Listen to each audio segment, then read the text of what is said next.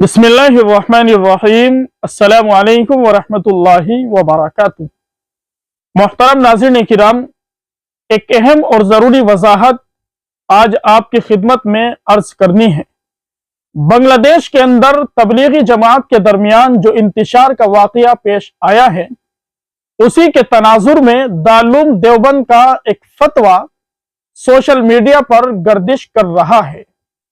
Social media की दुनिया पर यह बात आम की जा रही है कि दारुल देवबंद की तरफ से एक फतवा तबलीगी जमात के खिलाफ बांग्लादेश के हालिया वाक़ये पर जारी किया गया है।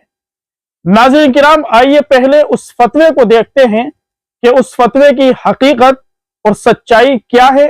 क्या दारुल की तरफ से कोई फतवा हाल फिलहाल में जारी किया गया है या नहीं।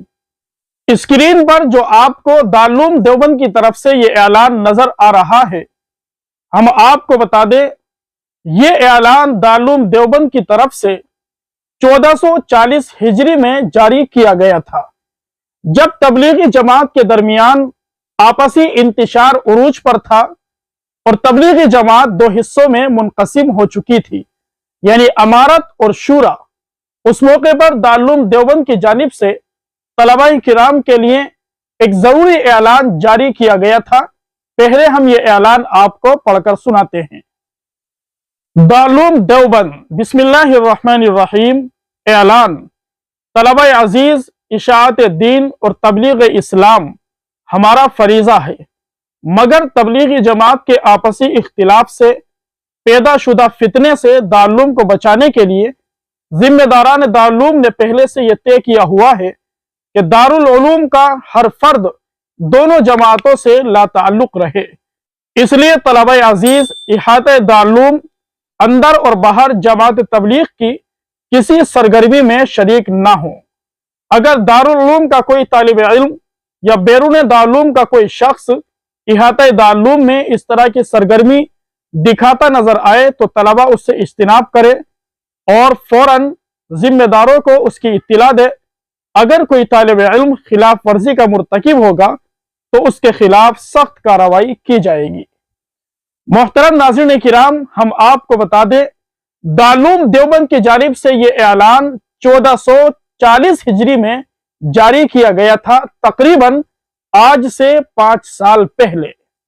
लेकिन अब इस दारुल देवबंद के ऐलान को सोशल मीडिया की जीनत बनाया जा रहा है और बांग्लादेश के हालिया वाक़ये से इसको जोड़ा जा रहा है।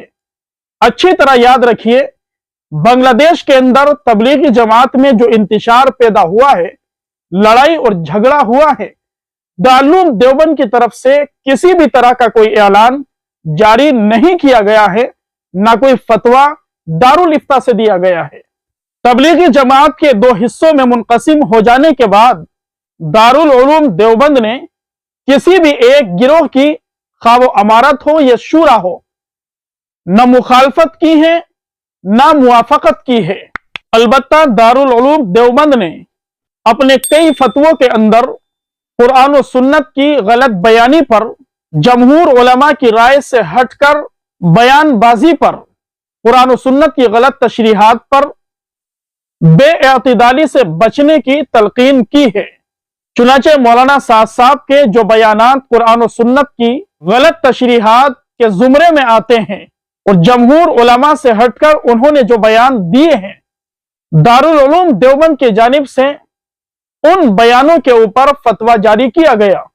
लेकिन कभी भी दारुल उलूम देवबंद ने जमात के किसी भी गिरोह की न तो मुखालफत की है और ना ही मुआफकत की है। दारुल उलूम देवबंद का काम इहक़ाक़ हक और इब्ताल बातिल हमेशा रहा है।